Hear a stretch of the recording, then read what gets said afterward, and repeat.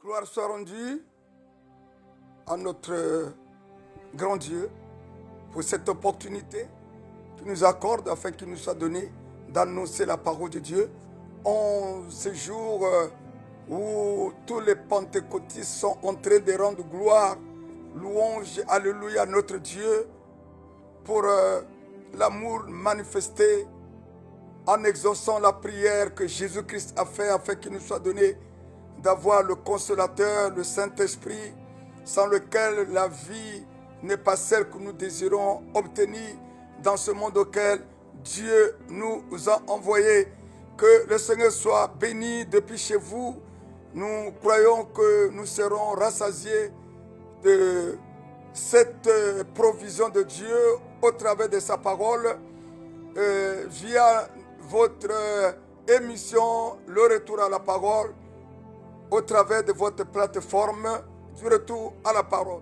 Vous êtes bel et bien à votre chaîne de télévision Victor Live de Paris, France, et nous bénissons son leader, notre frère David, qui nous a invités ce soir pour passer un temps dans la présence du Seigneur au travers de ce message que Dieu nous a mis à cœur. Nous bénissons le Seigneur.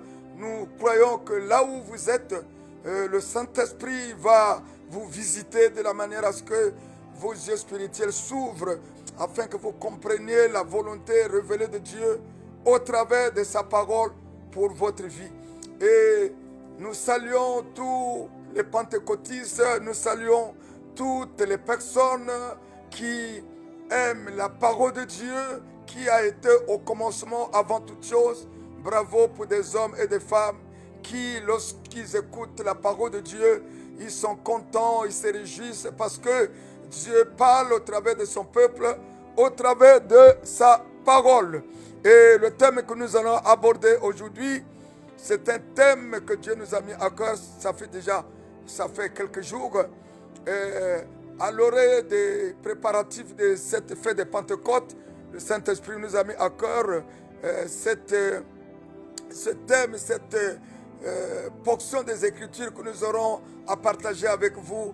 Soyez salués là où vous êtes, que vous soyez ici en France, que vous soyez en Afrique, en Océanie, en Chine, aux États-Unis, en Grande-Bretagne, partout là où vous êtes.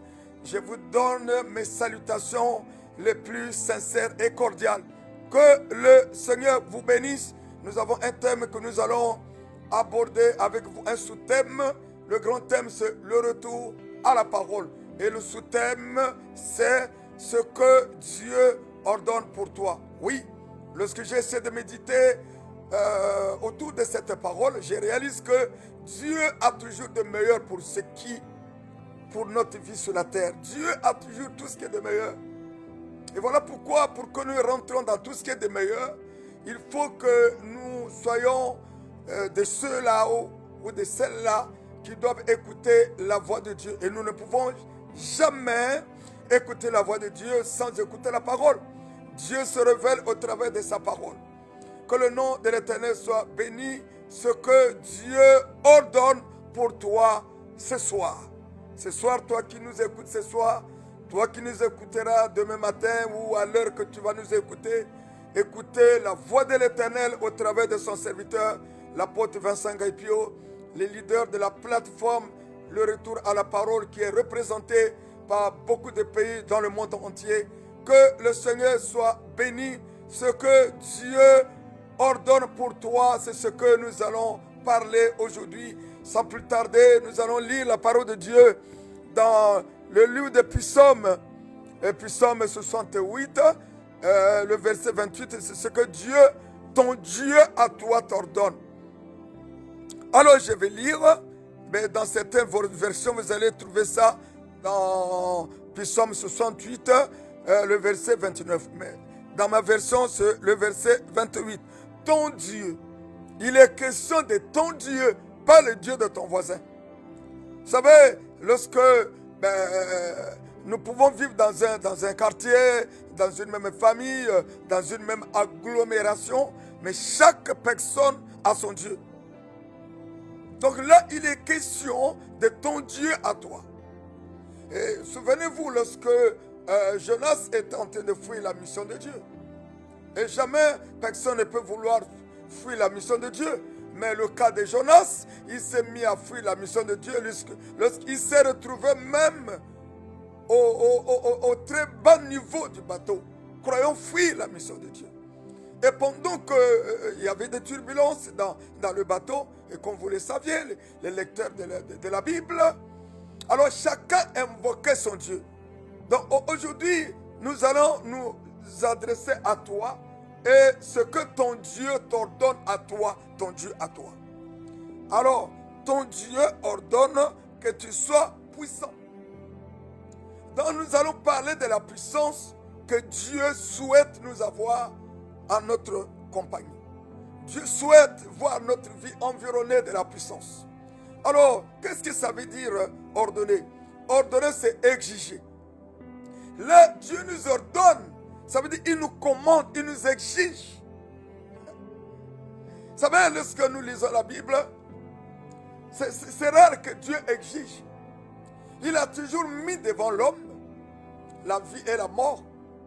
Mais le choix n'est pas à Dieu, le choix est à l'homme. Mais quand même, Dieu peut dire à l'homme, mais choisis la vie pour que tu sois heureux. Mais il n'oblige pas l'homme sur un choix. Donc ici, je réalise que mais l'homme, Dieu, en ordonnant à l'homme d'être puissant, alors Dieu impose sa volonté afin que l'homme soit puissant.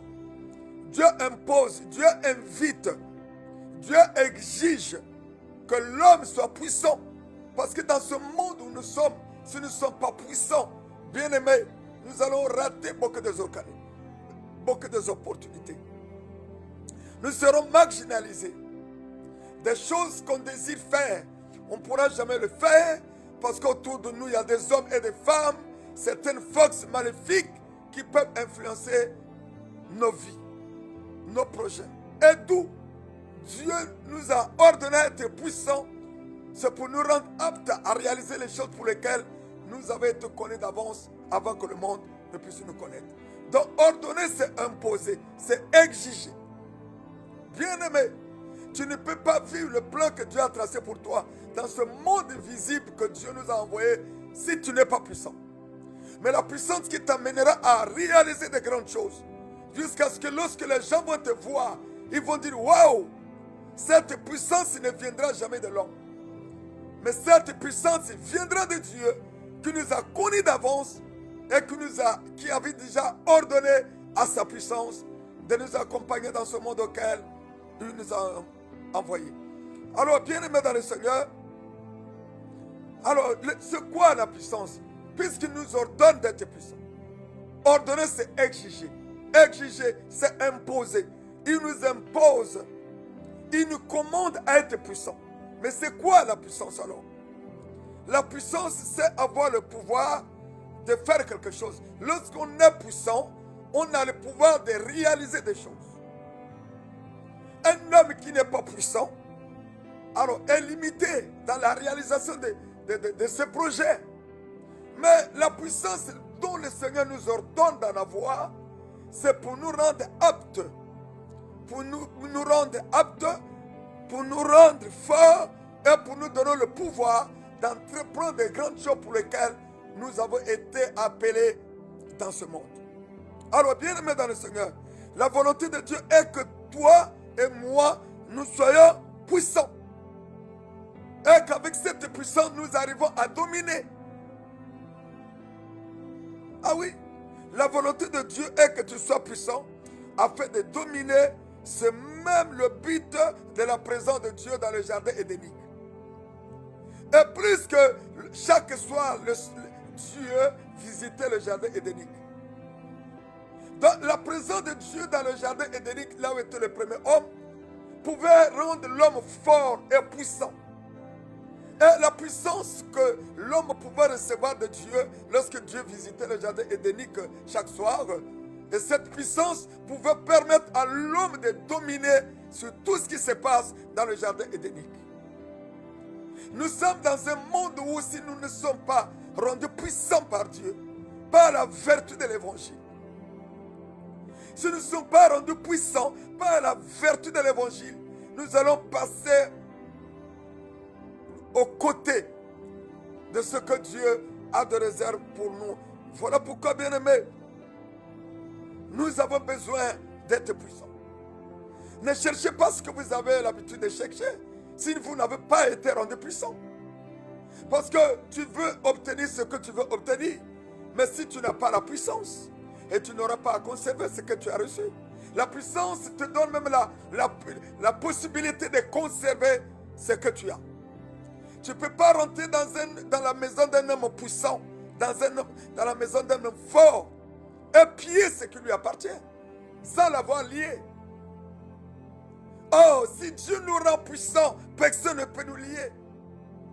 Si Dieu nous rend puissants, la puissance que Dieu nous donne le pouvoir de dominer sur toutes les forces qui peuvent s'élever pour nous entraver dans notre marche chrétienne. Voilà pourquoi, bien-aimés dans le Seigneur, Jésus a dit, je prierai le Père. C'était pour que le Père envoie la puissance par son esprit afin qu'il nous soit donné de continuer l'œuvre du royaume. Nous sommes dans la continuité de l'œuvre du Seigneur à cause du Saint-Esprit en nous. Et le Saint-Esprit en nous nous permettra d'aller de nation en nation, témoigner de l'amour de Dieu au moyen de l'Évangile, qui est la démonstration de la puissance de Dieu pour le salut des âmes. Bien-aimés dans le Seigneur, sans la puissance, nous ne pouvons rien. Même dans Matthieu 6, à partir du verset 33, la Bible, cherchez premièrement le royaume. Le royaume, c'est la puissance. Et lorsque nous avons la puissance, et nous faisons toutes choses par la puissance, tout ce que nous faisons par la puissance réussit. Ah ben oui, la puissance donne le pouvoir. Lorsqu'un homme est au pouvoir, on ne peut pas l'arrêter. Lorsqu'un homme est au pouvoir, que ce soit les ministres qui sont ici en France, que ce soit les ministres qui sont dans des pays à l'étranger, un peu partout, les députés, on ne peut pas les arrêter comme ça. Non, ils sont au pouvoir. Donc la puissance nous donne le pouvoir. Le pouvoir de dominer, le pouvoir de régner, le pouvoir de prêcher la parole de Dieu et toucher le cœur pour que le cœur soit transformé et le cœur transformé accepte Jésus-Christ comme le Seigneur et Sauveur. Regardez un peu cet homme peureux comme Pierre. Pierre était un homme peureux, comme vous le savez. Mais avant de recevoir la puissance, mais il s'est caché, cet homme de Pierre-là. C'est un homme peureux. Sans la puissance, la peur ne peut que t'animer. Un homme qui est puissant a le pouvoir. Et celui qui a le pouvoir domine. Et celui qui domine règne. Mais c'est cet homme de Pierre. Imaginez-vous comment est-ce que, à cette époque-là, les apôtres étaient persécutés. Ils n'étaient pas libres de pouvoir annoncer Jésus-Christ ressuscité. Mais Pierre, par la peur, il se cachait. Alors qu'autrefois, il pouvait se révéler, dire que le Messie n'était pas ni Élie, ni Jean-Baptiste, mais c'était lui le Messie, Jésus-Christ. Dieu se révélait au travers de Pierre, en reconnaissant l'identité de Jésus-Christ comme étant le Fils de Dieu. Mais le manque de pouvoir d'en haut pouvait le pousser à se cacher. Mais gloire soit rendue à Dieu. Il avait su écouter et compris. Beaucoup de personnes écoutent la parole de Dieu, ne comprennent pas. Voilà pourquoi vous trouverez dans nos églises locales des gens qui ont des comportements comme des animaux. Des gens qui agissent comme s'ils n'avaient jamais reçu la parole de Dieu. Les gens qui se comportent comme des païens. Et même des prédicateurs qui se comportent comme si jamais ils ont connu Dieu. Mais il y a des gens qui écoutent la parole, mais dont le Dieu de ce siècle aveugle leur intelligence pour ne pas comprendre la grandeur, la puissance, la hauteur de la parole. Voilà pourquoi cet homme de Pierre s'est caché. Mais lorsque Dieu a dit, je prierai le Père, Christ a dit, je prierai le Père. Ne vous éloignez pas de Jérusalem. Et ils étaient dans la chambre haute, ils avaient compris. Et ils étaient détachés du monde. Parce qu'il fallait attendre la promesse, sans laquelle ils ne pouvaient jamais continuer l'œuvre du Seigneur. Frères et sœurs, sans la puissance d'en haut, nous ne pouvons pas continuer l'œuvre du Seigneur. Parce que nous n'annonçons pas Christ est ressuscité par nous-mêmes, mais par l'Esprit qui l'a ressuscité d'entre les morts, qui nous pousse à annoncer Christ est ressuscité. Et c'est l'Esprit qui a ressuscité Jésus-Christ d'entre les morts habite en nous. Alors nous sommes puissants par la vertu de la présence de l'Esprit qui a ressuscité Jésus d'entre les morts.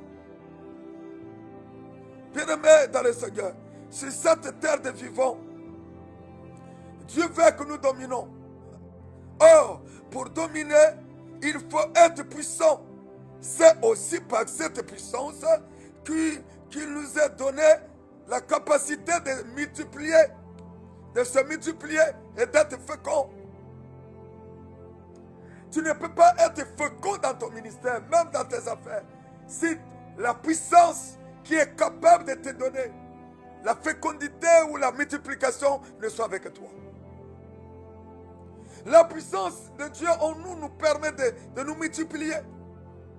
Pas seulement pour avoir les enfants, une multiplication à tout azimut, dans les domaines ministériels, dans les affaires, bref, dans tous les différents domaines de ta vie. Lorsque tu as la puissance de Dieu en toi, tu rentres dans le domaine de la multiplication. Et tu deviens fécond. Nous avons besoin de la puissance. Et la Bible nous le dit dans Genèse, Genèse chapitre 1, à partir du verset 28. Il a ordonné à l'homme d'être puissant et de dominer sur tout ce qui se trouve sur la terre. Et la puissance que Dieu ordonne que nous puissions obtenir, en avoir, c'est pour nous permettre de dominer. De dominer dans cette surface du globe terrestre.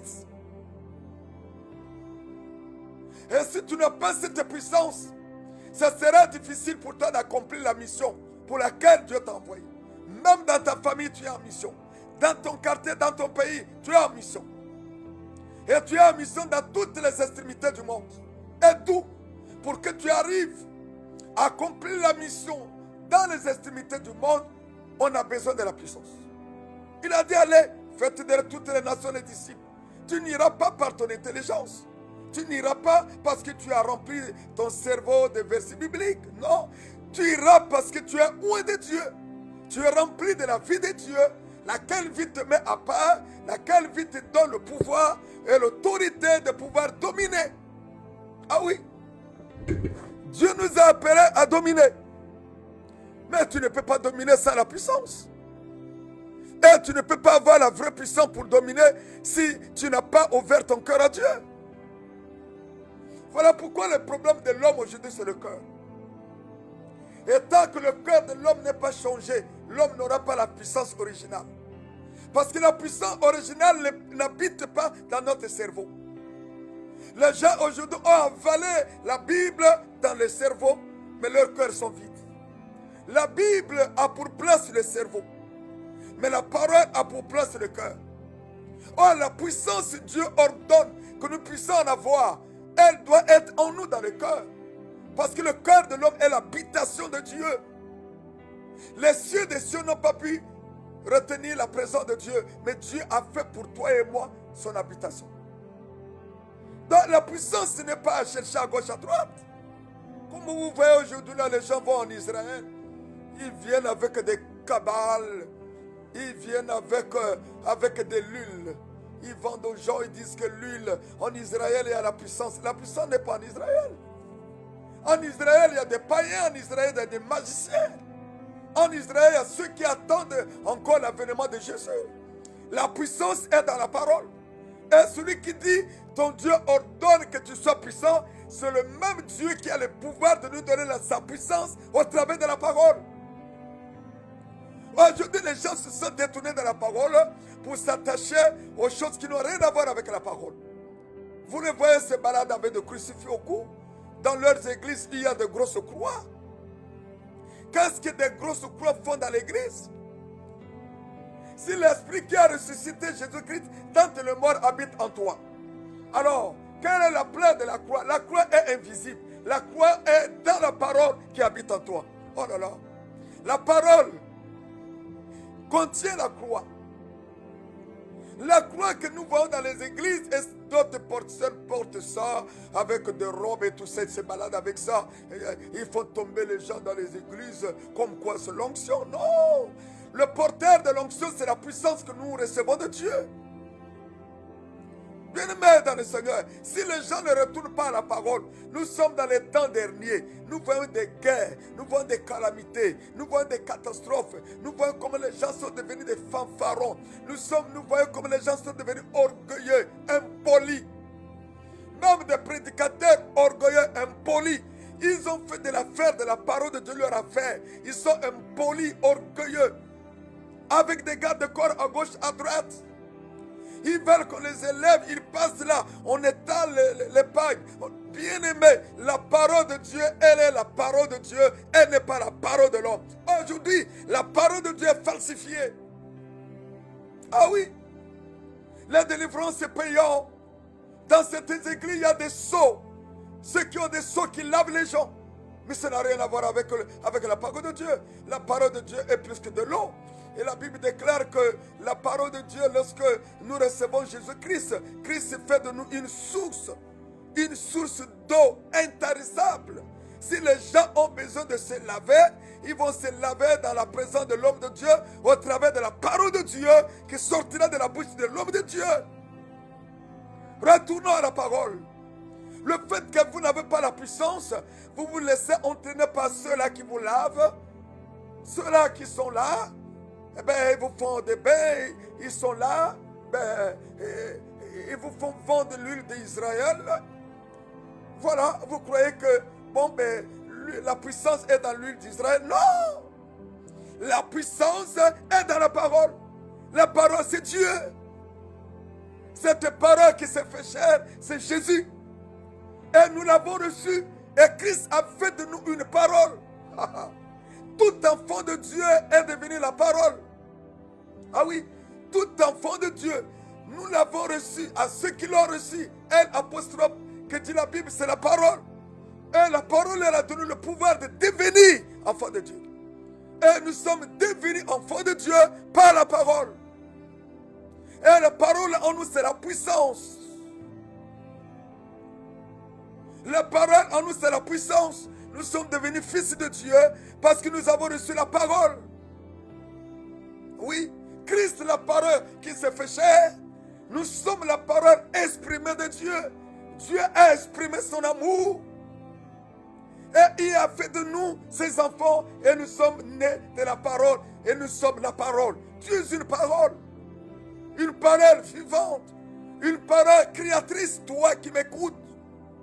Pourquoi courez-vous derrière les prophètes, les apôtres, les pasteurs?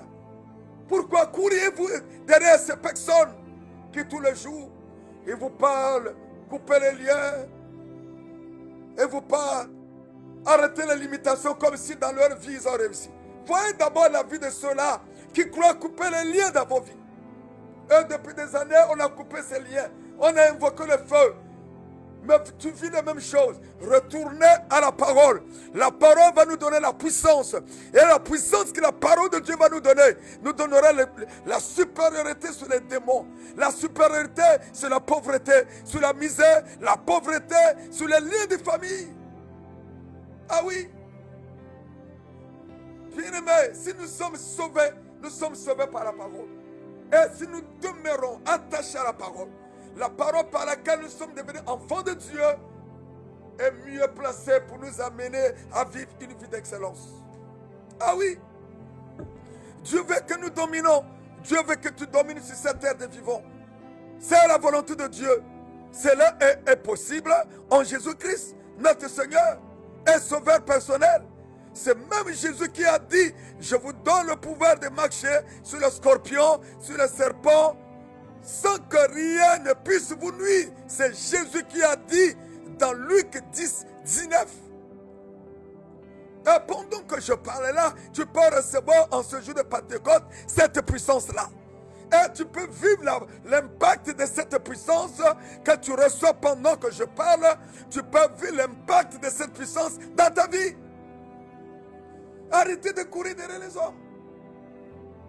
Et les mêmes qui croient vous bénir après, ils mettent les paniers des offrandes. Oh, les mêmes qui croient être porteurs de bénédictions, ils mettent les paniers des offrandes. Et c'est même les mêmes personnes qui, chaque fin d'année, ils vous prêtent sur la bénédiction. Mais c'est les mêmes personnes qui, dans vos églises, ils ont mis le système de partenariat en place pour louer la maison, payer le loyer ou bien faire face aux besoins d'un pasteur qui prêche de la bénédiction. Mais c'est aberrant. Vous êtes aveugle. Combien de pasteurs aujourd'hui font du bien à leurs âmes? Combien de pasteurs aujourd'hui scolarisent certains enfants, des orphelins, tout ça? Combien? Bien-aimés, retournons à la parole. Et la parole vous rendra puissant. Et la puissance que la parole vous donnera vous permettra de pouvoir vivre une vie de la parole. Ah oui. Et cet homme de Jacob chez Laban. Alors, il fallait que Dieu lui révèle pour séparer les bêtes tachetées que Dieu lui a donné comme salaire aux bêtes de Jacob. Mais tout est en nous, tout est en nous. Lorsque nous avons la puissance de Dieu en nous, tout est en nous. Ce qui te manque, c'est la puissance. Mais ce soir, ton Dieu ordonne que tu sois puissant. Et pendant que je parle, Dieu ordonne que tu sois puissant. Et tu peux recevoir cette puissance-là. Changer le cours de ta vie. Changer l'histoire de ta vie. L'histoire de ta vie ne changera pas avec les jeûnes de 15 jours, de 20 jours, de 30 jours. Non. L'histoire de ta vie changera lorsque tu vas accepter de recevoir la puissance de Dieu et vivre par cette puissance. Aujourd'hui, on réalise que les plus malheureux, c'est même ceux qui partent tous les jours à l'église. Comment on va respecter les chrétiens si aujourd'hui les plus malheureux, misérables, ce sont ceux-là qui ont des Bibles sous leurs aisselles? Avoir la Bible sous les aisselles n'est pas une garantie, mais avoir la parole de Dieu, c'est ça la garantie. Alléluia. Avoir la parole de Dieu est une garantie. Mais savoir comment l'utiliser, c'est ce qui est de meilleur. Combien en a reçu la parole? Et qu'en faire après avoir reçu? Il faut en faire bon usage. La parole de Dieu est plus qu'un trésor. Et une fois que tu l'as, et tu fais bon usage à la parole, tu marcheras dans une vie de supériorité. Tu marcheras dans une vie de ne rien manquer. Tu marcheras dans une vie d'autorité. Une vie de flèches, de flèches, de flèches. Ton Dieu ordonne en ce jour de Pentecôte que tu sois puissant. Reçois cette puissance au nom de Jésus. Dieu qui a la parole te la communique. Reçois cette puissance. Il va changer le cours de ta vie au nom suprême de Jésus. La puissance que Dieu te donne d'obtenir et d'en avoir maintenant va transformer ta vie. Oui, Dieu ne pourra jamais m'ordonner à être puissant si je ne pouvais pas l'être. Il dit, ton Dieu ordonne que tu sois puissant. Mais Dieu ne peut pas t'ordonner à être puissant si tu ne pouvais pas l'être. Il ne ment pas. Il n'est pas le fils de l'homme pour se repentir, ni un homme pour mentir. Si Dieu t'ordonne d'être puissant, si tu dis, Seigneur, je réponds mon cœur à toi, je reçois la puissance, alors tu la reçois. Dieu ne peut pas te dire, j'ordonne que tu sois puissant, et qu'en retour, la puissance ne t'accompagne pas. Si la puissance ne t'accompagne pas, c'est que tu n'as pas encore compris. C'est que tu es encore loin. Tu es encore dans les hésitations. Tu es encore loin de la compréhension de la volonté de Dieu. Ah oui, bien-aimé, Dieu ne peut pas nous dire, j'ordonne que tu sois puissant, s'il ne nous a pas donné la capacité de recevoir cette puissance. Pendant que je parle, tu as la capacité de recevoir la puissance là. Tu peux la recevoir au nom de Jésus. Et pendant que tu la reçois, elle va te donner le pouvoir de voir les choses autrement. le pouvoir de dominer, le pouvoir de marcher sur les scorpions, sur les serpents, le pouvoir même de dominer sur les mauvaises pensées, sur le mauvais désir, le pouvoir de dominer sur tout ce qui ne marche pas avec la volonté révélée de Dieu au travers de sa parole. Bien-aimés dans le Seigneur, vouloir être ce que Dieu veut, c'est ce que nous souhaitons. Vouloir être ce que Dieu veut, c'est mon souhait. Et c'est le souhait des prédicateurs de l'évangile.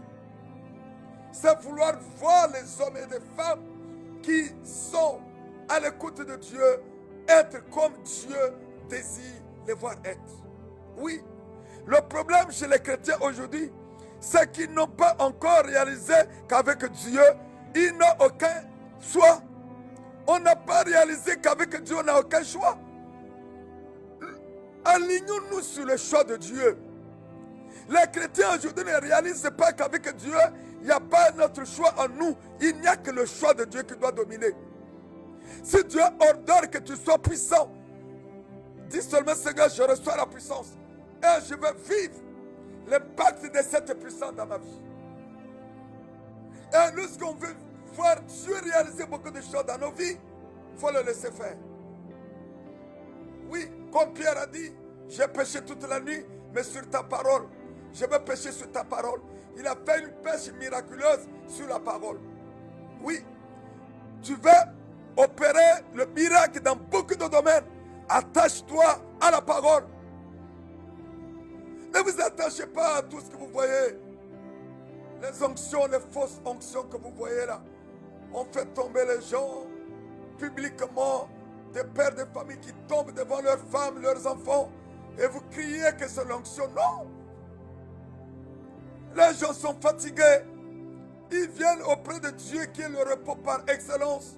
Au lieu de leur prêcher la parole de Dieu, pour qu'ils soient au fin de l'éternel, les gens viennent, vous leur mettez à vos fins, avec vos onctions truquées, onctions piratées, onctions reçues de Satan.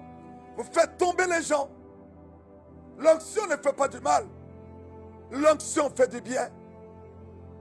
L'onction ne fait jamais du mal. Il a dit, l'onction du Seigneur, l'Éternel est sur moi. Il m'a oué, c'est-à-dire mis à part, envoyé pour guérir les malades. Oui, l'onction guérit les malades. Il est là pour libérer ceux qui ont des corps brisés. Quelqu'un qui a des problèmes, le cœur lourd, l'onction vient pour atténuer.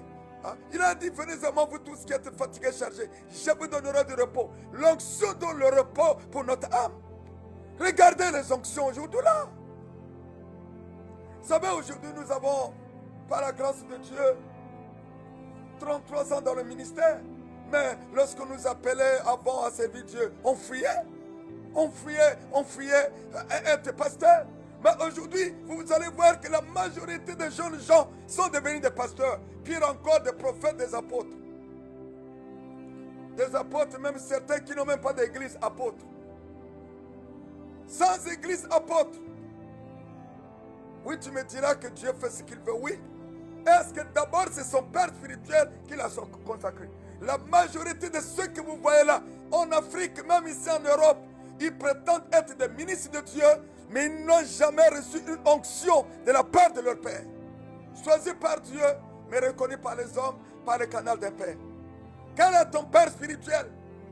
Et ceux qui causent les dégâts aujourd'hui, c'est des gens qui n'ont pas de puissance là. Ils ont avalé la Bible. Ils se sont alignés dans les pratiques sataniques. Ils ont associé ça avec Dieu. Et Dieu n'a rien à voir avec ce qu'ils font. Il y a ceux qui travaillent pour Dieu, mais ils ne travaillent pas avec Dieu. Et voilà pourquoi vous les voyez dans des conditions misérables. Ils sont pauvres. Ils sont là toujours à demander de l'argent aux gens. Le peuple qui souffre. Eux, ils ne souffrent pas parce qu'ils sont rentrés dans des pratiques sataniques. Et ils dominent un peuple à qui Dieu a aimé. À qui Dieu a envoyé son Fils, l'unique qu'il avait, pour que ce peuple-là soit sauvé. Dieu n'a pas maltraité. Dieu n'a pas humilié. Dieu n'a pas causé du tort à ce peuple. Que toi, pasteur, tu causes du tort. Retournons à la parole. Et lorsque les gens vont retourner à la parole, la parole va leur investir de la puissance. Et la puissance que la parole va leur investir va leur permettre d'avoir même le discernement. Aujourd'hui, il y a des gens qui vont partout. Ce n'est pas une église où on parle en langue que réellement Dieu est là. Le diable aussi parle en langue.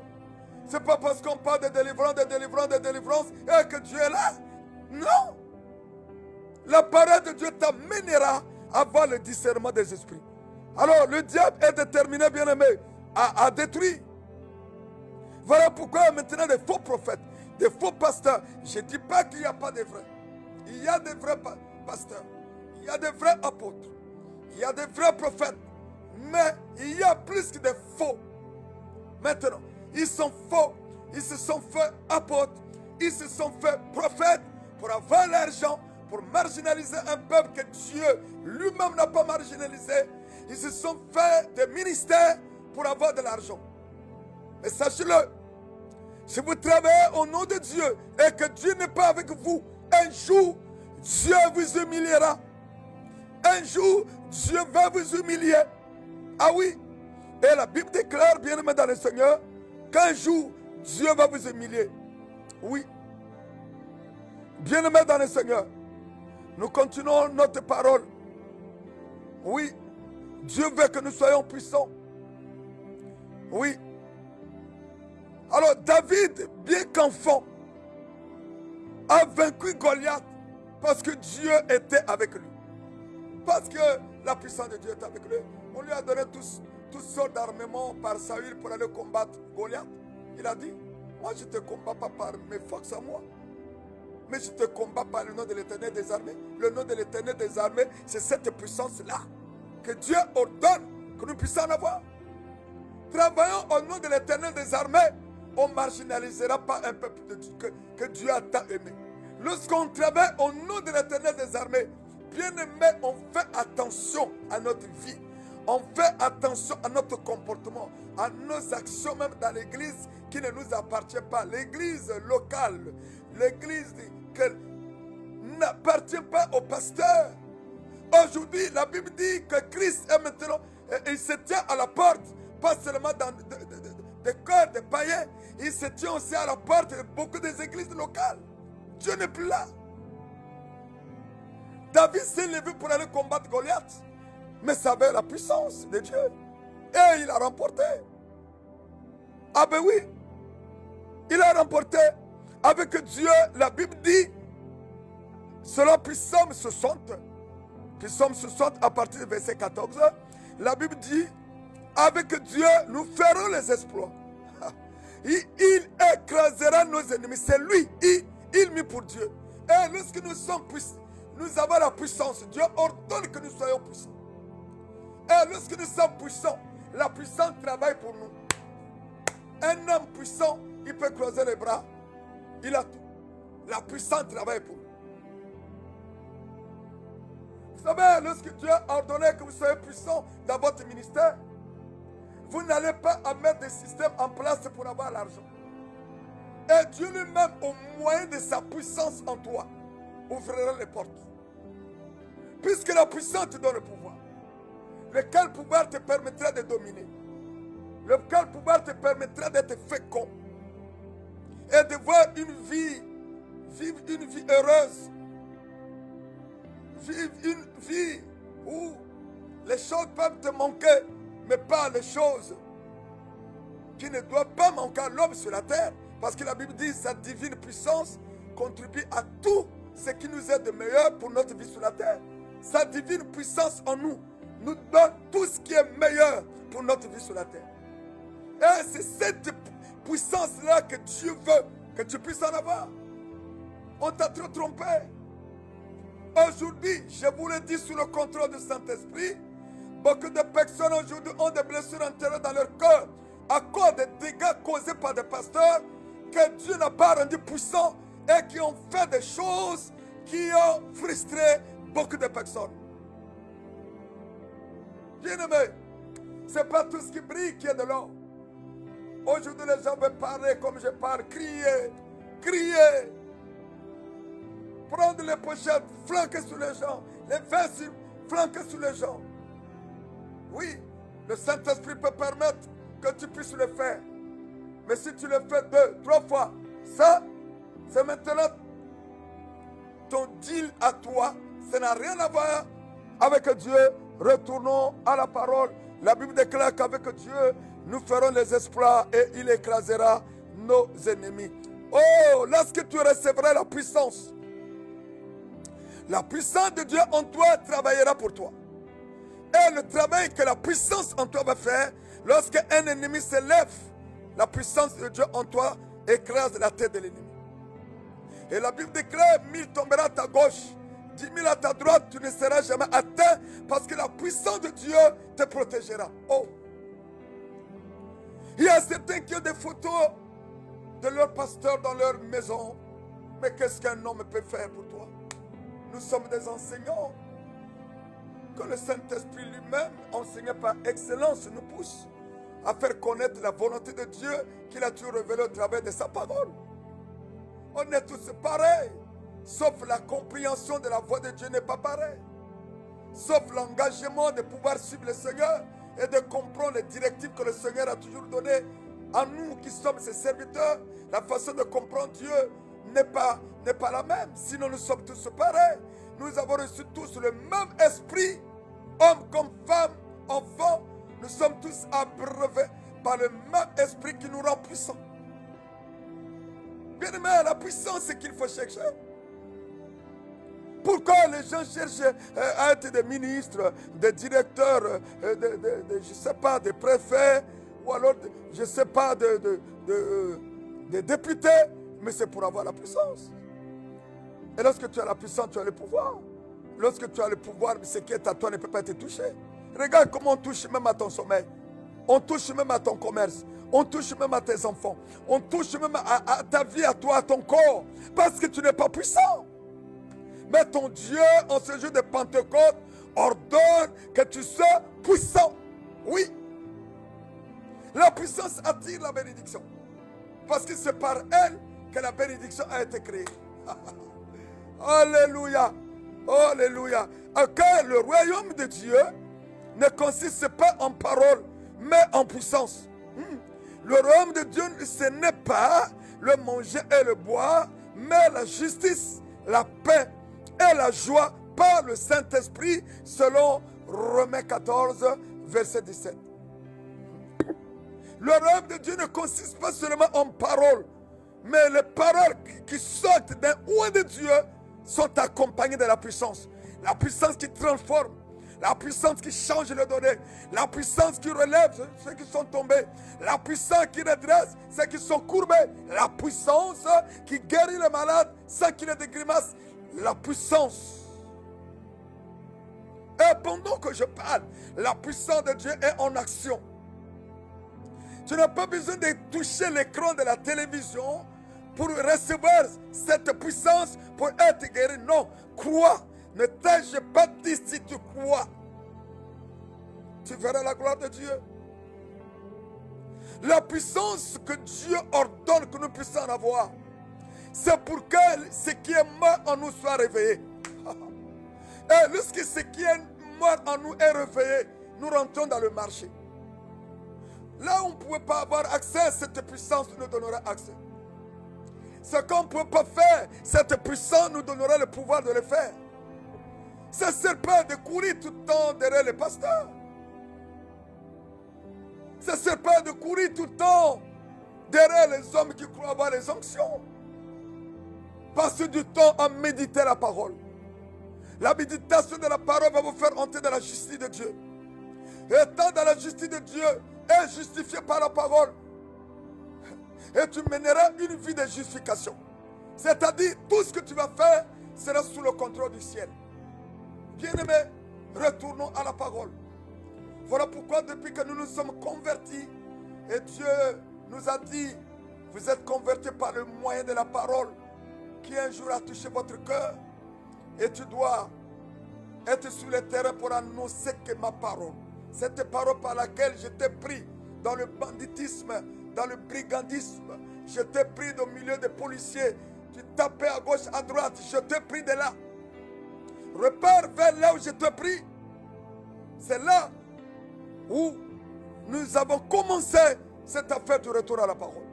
Et beaucoup de personnes se sont converties à Christ. Il y a certains qui sont devenus des serviteurs de Dieu. Bien-aimés, retournons à la parole. Retournons à la parole. Vous êtes dans une église où la parole n'est pas annoncée dans son exactitude. Bien-aimés, sortez de là.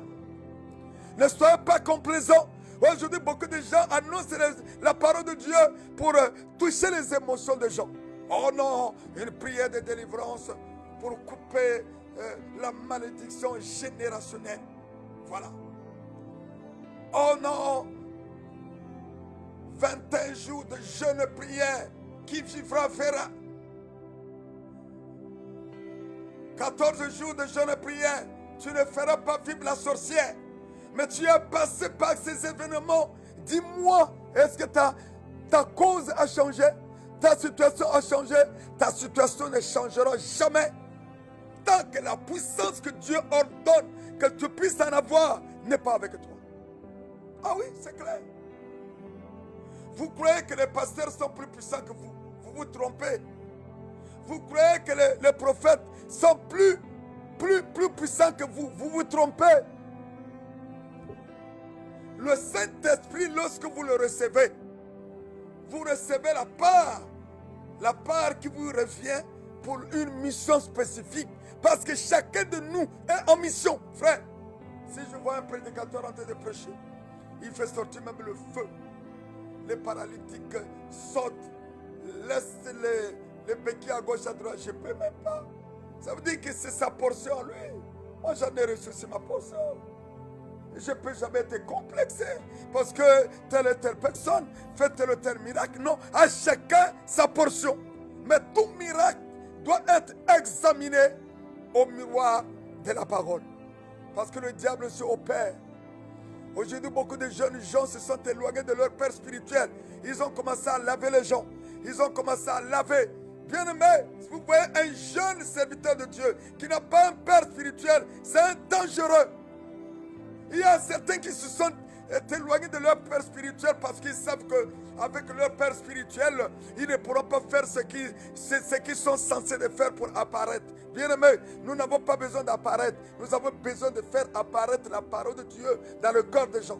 Combien de gens aujourd'hui, les jeunes gens serviteurs de Dieu gonflés. Toi-même, on te loue la maison, le loyer loué et payé par l'église. Tu te gonfles pourquoi? Tu prends même les autobus comme les mêmes âmes là qui vous louent les maisons là. Tu te gonfles quoi? Et la Bible déclare que l'humilité précède la gloire. À l'époque, nous étions des jeunes pasteurs, on ne vivait pas l'orgueil qu'on vit aujourd'hui. Des jeunes pasteurs. Bien-aimés, retournons à la parole, recevons la puissance que Dieu ordonne que nous puissions avoir pour pouvoir régler les différents cas que le Seigneur envoyera dans notre présence. Que le Seigneur soit béni. De nos jours, bien-aimés, la vraie évangile n'est plus prêché, sinon que l'évangile de venir recevoir. L'évangile qui touche le cœur des gens n'est plus annoncé. C'est l'évangile émotionnel qui est annoncé. L'évangile, ce n'est même pas l'évangile, c'est la parole émotionnelle. La parole qui touche seulement les émotions. Et les gens, dans leurs émotions, rentrent dans des programmes de jeûne et prière, dans le programme de délivrance, mais leurs problèmes, leur cas ne change pas. Nous avons besoin de l'évangile comme au temps de Pierre. Pierre s'est levé, il a commencé à annoncer la parole. Il y a eu plus de 3000 personnes qui se sont converties. 3000 hommes. Là, on ne parle même pas d'enfants, on ne parle même pas de femmes. Plus de 3000 hommes, eu de cœur vivement touchés. Aujourd'hui, l'évangile ne touche plus. La parole qui est prêchée n'est plus la parole de Dieu. Voilà pourquoi le cœur ne sont plus touchés. Ce sont les émotions qui sont touchées. Voilà pourquoi dans nos églises locales, et c'est en Europe, un peu partout, les gens sont devenus mauvais, plus mauvais que les païens. Pourquoi? Parce qu'ils n'ont pas donné leur cœur à Dieu. La plaie de l'évangile, c'est dans le cœur. La plaie de la connaissance dans les cerveaux. Mais aujourd'hui, les gens ont la connaissance de la Bible, mais ils n'ont pas la révélation de la parole. Et voilà pourquoi ils sont dans les déceptions, dans les échecs, des maladies incurables. Tu es enfant de Dieu, tu es en train de vivre les mêmes maladies que les membres de ta famille vivent, mais tu es enfant de Dieu en quoi? Lorsque nous sommes en Christ, c'est une nouvelle créature, on est devenu une nouvelle créature. Les choses de Dieu nous accompagnent. La malédiction n'est plus avec nous, parce qu'elle avait été humiliée au travers de l'œuvre de la croix. Pourquoi vis-tu encore les malédictions, les échecs, l'envoûtement, malgré les différents programmes de jeûne et prière, malgré les différentes veilles de prière? Le problème n'a jamais changé, c'est parce que tu n'as pas encore changé. Et lorsque tu vas changer, le changement dont fait état la Bible, c'est le changement du cœur. Parce qu'on croit du cœur, on confesse de la bouche, on croit du cœur. Et lorsqu'on a cru, on doit abandonner les mauvaises choses. On doit abandonner la haine. On doit abandonner la bandicité. On doit abandonner le vol. On doit abandonner l'impudicité. On doit abandonner les mensonges. Il y a même certains prédicateurs qui viennent même à la chair dire des mensonges. Tout ça pour pouvoir être approuvé par des hommes. Et la Bible déclare, les derniers temps, il dira, je ne vous ai jamais connu. Bien-aimés, retournons à la parole. Oui, en principe, le venir recevoir, c'est pas mauvais. Venir recevoir, c'est pas mauvais. Mais ce que nous devons dire aux gens de recevoir, c'est d'abord la parole. Premièrement, le royaume. Et le royaume, c'est la parole. La parole, c'est la puissance. Et lorsque tu as la puissance, frère, personne ne peut lever la tête. Sinon, elle sera écrasée par la puissance. Que le Seigneur soit béni. Que le Seigneur soit à l'honneur, bien-aimé dans le Seigneur. À l'église, on doit recevoir l'enseignement. Venez recevoir la délivrance. Venez recevoir. Ça, c'est pendant les croisades. Hein? Dehors là. Venez recevoir. Les gens viennent. Mais lorsqu'ils sont dans une église locale, on leur donne l'enseignement pour qu'ils soient assis. Le vrai recevoir, c'est dehors. C'est l'évangile. L'évangélisation. Mais dans l'église, on doit enseigner que les gens soient enracinés dans la parole. Afin que lorsque le torrent vont passer, les pluies, les vents violents vont souffler, et que la personne enracinée dans la parole demeure solide, demeure à sa place, demeure avec les regards fixés vers l'éternel Dieu. C'est ça le but du retour à la parole. Ça nous ordonne d'être puissants. Et la puissance nous permet de minimiser les petits combats là. Il n'y a aucun combat qui pourra t'amener à la mort. Non. Il n'y aura aucun combat qui pourra te freiner. Imaginez-vous comment est-ce que cet homme de David, ouais, roi, mais aussitôt il n'est pas parti, régner comme roi. Saül a voulu le tuer, mais il a eu l'occasion de tuer Saül, il n'a pas pu, il n'a pas voulu. Donc aussitôt un roi, mais il n'a pas exercé sa royauté. Mais pendant que je te regarde et pendant que toi tu me suis, tu avais été mis à part par Dieu avant que tu sois dans ce monde, envie de réaliser de grandes choses. Mais tu ne pourras pas les réaliser si celui par qui tu es censé de les réaliser n'est pas avec toi. Dieu ne t'a pas envoyé pour souffrir. Et lorsque l'homme était dans le jardin édénique, l'homme avait tout. La souffrance est venue par la désobéissance. Si tu souffres parce que tu n'obéis pas à la parole, et lorsque tu vas rentrer dans l'obéissance à la parole, Dieu te donnera la supériorité. Tu seras béni même dans ton champ. Tu seras béni dans la vie. Tu seras béni dans la campagne. Tu seras béni comme Isaac qui n'est pas parti à Guérar. Qui n'est pas parti en Égypte. Il est resté à Guérar malgré qu'il y avait la famine. Mais comme il était dans la volonté de Dieu, il a vécu des moments les meilleurs de bénédiction parce que Dieu était avec lui. Bien aimé, je sais que beaucoup des hommes t'ont déçu. Les pasteurs t'ont déçu. Les apôtres que nous sommes, on t'a déçu. Les prophètes, tout le monde t'a déçu. Mais Dieu ne te décevra jamais. Je ne te demanderai pas d'essayer Dieu. Parce que dans la présence de Dieu, il n'y a pas une cabine d'essayage. Je te demande d'accepter Jésus-Christ comme ton Seigneur et ton Sauveur. Et de vivre par lui et avec lui. Et de lui laisser les commandes de ta vie tout entière. Et ne rien faire sans l'avoir consulté comme cet homme de David, qui avant de faire quoi que ce soit, même pour aller combattre les Philistins, il fallait qu'il interroge Dieu, un roi. Rentre dans une nouvelle vie que jamais tu es rentré après cette Pentecôte. Mène une vie de collaboration et d'amitié avec Dieu, laquelle vie te permettra de rien faire sans demander à Dieu. Parce que le souffle que nous avons, nous l'avons par Dieu et tout. Nous devons apprendre à honorer Dieu avant de faire quoi que ce soit. Lui demander d'abord, est-il possible, mon Dieu? Le manque de consulter Dieu amène les hommes dans l'orgueil. Et l'homme dans son orgueil ne peut jamais réussir. J'ai vu des hommes et des femmes qui ont connu, qui ont commencé des ministères avec un zèle amer, avec un esprit d'orgueil. Ils pouvaient tout avoir pour leur ministère. Mais ils ont fini par tomber. Parce que Dieu ne collabore pas avec les orgueilleux. Un homme orgueilleux ne demande pas la ligne de conduite à tenir auprès de Dieu. À partir de maintenant, que le Saint-Esprit soit ton ami de tous les jours. Il ne te décevra jamais. Des hommes et des femmes que tu as fait de bien ton dessus. Mais le Saint-Esprit ne te décevra jamais.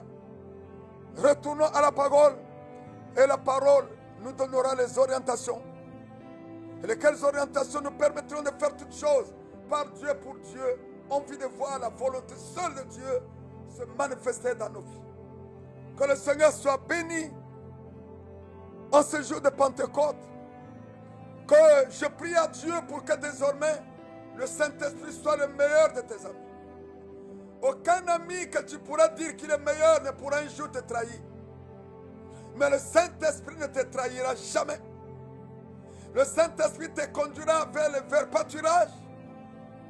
Il sera pour toi une source d'eau inépuisable en toi, vivant en toi, te communiquant en toi le bonheur, la joie, la paix, la joie, la puissance, l'autorité et tout ce qui contribue à ta vie meilleure te sera communiqué par le Saint-Esprit.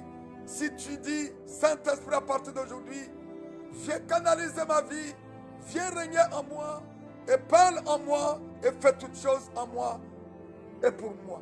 Que le nom de l'Éternel soit béni. Nous bénissons tous les pentecôtistes, nous bénissons toutes les personnes, hommes, femmes, enfants, qui aiment la parole, et que cette parole que vous avez reçue depuis le plateau de la télévision de Victoria Live à Paris, vous bénisse. Et nous bénissons votre vie. Et nous bénissons aussi, j'encourage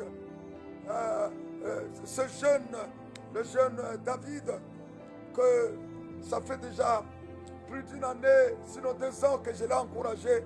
Et je continue à l'encourager. C'est un jeune homme de vision. Aujourd'hui, nous vous partageons cette volonté de Dieu au travers de sa parole. Parce que ce jeune homme, un entrepreneur, a mis à cœur ce que Dieu lui avait ordonné de faire. Et nous bénissons cette télévision qui est un instrument qui permet que le monde entier puisse écouter la voix de Dieu au travers des différents hommes de Dieu qui ont eu l'habitude de passer ici. Nous bénissons tout le monde et nous vous souhaitons bonne fête. Que le Seigneur vous bénisse. Seigneur, que le bonheur et la grâce. Dieu, le Saint-Esprit, je t'en supplie, continue à nous accompagner jusqu'à l'avènement de notre Seigneur Jésus-Christ. Ne nous abandonne pas. Continue à exceller avec force et puissance et à nous révéler la volonté de Dieu au travers de la parole, pour que la parole révélée par ta volonté, cher Saint-Esprit, que des hommes soient enseignés, que le cœur enseigné soit transformé, que le cœur transformé vive la volonté parfaite de Dieu qui avait été révélée avant que l'homme ne soit sur la terre. Que le bonheur et la grâce nous accompagnent tous. Dans le nom de Jésus-Christ, nous disons Amen, Amen, Amen. Que Dieu vous bénisse.